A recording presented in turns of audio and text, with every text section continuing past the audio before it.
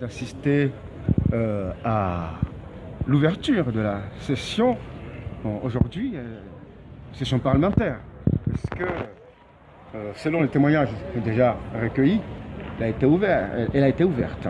Est-ce que vous confirmez cela, monsieur le ministre? Si c'est ouverte, mais de quelle manière? Écoutez, qu'il eût été ouverte, certainement. L'Assemblée a été ouverte conformément au droit constitutionnel. Maintenant, de quelle manière, comme vous avez posé la question, la manière la plus vilaine qu'elle puisse exister. Pas très beau le spectacle que notre Assemblée a pu donner au reste du monde.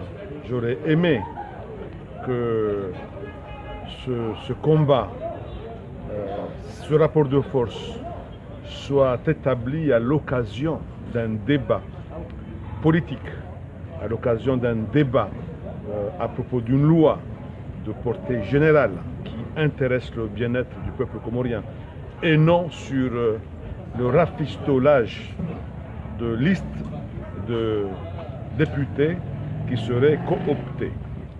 Il lui fallut, à mon avis, faire preuve de plus de sagesse.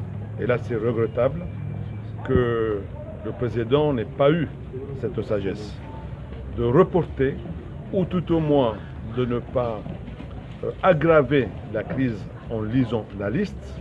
Il aurait été plus sage s'il avait déclaré la session ouverte en prononçant son discours et attendre qu'il y ait un compromis, une discussion et qu'une solution acceptable soit trouvée dans l'intérêt de l'Assemblée, qui est une institution importante pour l'équilibre de nos institutions. C'est pourquoi je disais que certes, elle a été ouverte, comme vous avez dit, mais pas de la manière la plus souhaitable qu'elle puisse être. Et je regrette, en tant que membre du gouvernement, vous avez vu que la majorité des membres du gouvernement étions obligés de déserter parce que cette manière de faire ne nous convenait pas. Nous regrettons très sincèrement ce qui s'est passé. Donc, ce qui s'est passé, à qui incombe justement la responsabilité?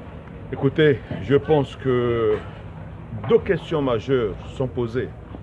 D'abord, la question première est une question juridique, qu'il faille savoir qui de droit devait monter comme député à l'Assemblée.